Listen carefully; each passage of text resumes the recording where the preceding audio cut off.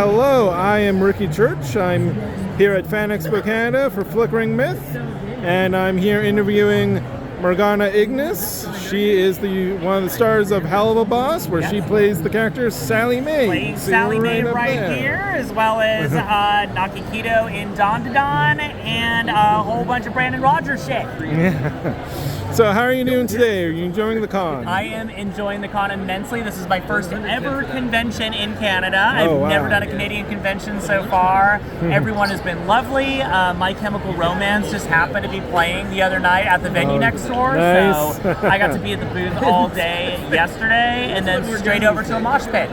Nice. That's could fun. not ask for a better weekend so far. For sure. So, tell us about your work in voice work. Like, what kind of drew you to acting and to voice work in general? Of course. I mean, voice work, what drew me to voice work was Vivian Madrona, the creator of the show, asking me. But before that, I didn't do a lot of voice work. I was mostly on camera. So I did a lot of different characters on screen, a lot of characters under prosthetic makeup. So I played a lot of demons and monsters and creatures in film and TV shows. And then started swapping from that to more recognizable roles in comedy. So that combined into a show called Stand Against Evil that I was on for 3 seasons. I played every demon in that show. So Viv knew that I was an actress who had that sort of work and just asked me one day, way before the shows really took off, do I want to be in her show? I didn't know what character it was going to be. She just said, I'll have a character in mind for you eventually. And then she approached me with Sally May, who is Millie's sister in the show. And she makes a brief appearance in one of the episodes. It's going to grow more as the series goes. But she gained this immediate popularity that really took off. And then, after that, a lot of the other voice roles started rolling in. I'm on this season of Don to Don. I have a show on Nebula called Amy's Dead End Dream House. I voice the character Quack the Snake in now. So, I just kind of steamrolled from there. Awesome. And what can you tell us about Sally May? Like you just said, she's had a brief appearance in Helluva Boss, but we're going to see more of her. Fans have already latched onto her. Yeah. So Sally May makes her first appearance in Harvest Moon. Harvest Moon goes to Millie's family ranch. So you see an area of hell we haven't been to yet called the Wrath Ring. It's very country western sort of vibe, very rural. Millie grew up on a farm and was part of that life before coming to Imp City. And we get to meet her sister. She comes from a big family. Sally May is her sister. She's one of the first transgender characters on the show as well. So she's a major form of representation for a large part of our community. And you meet her, and she just has this very self-assured, very snarky, very funny attitude to her, very carefree and charismatic.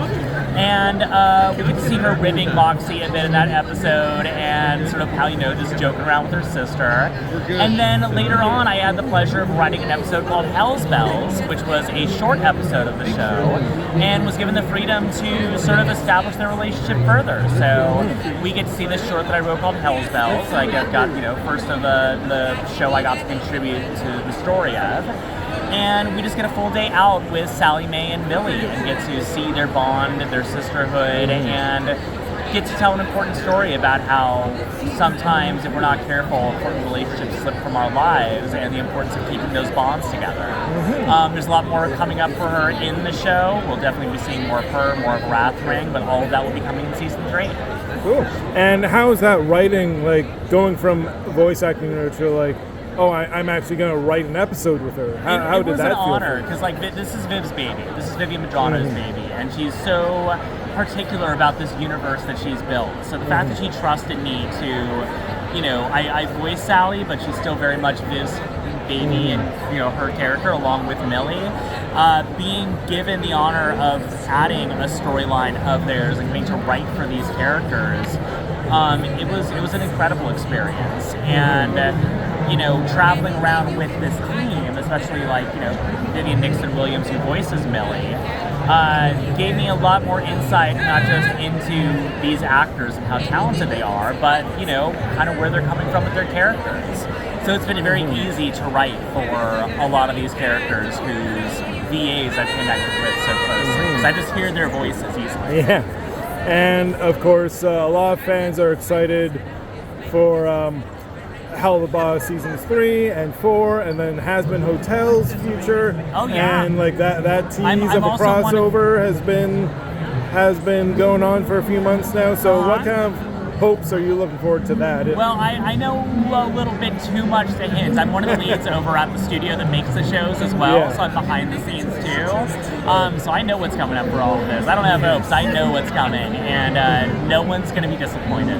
Yeah. Is there who do you think Sally Mae would get along with most from Has Been Hotel? Is there any one particular character like I would Alistair?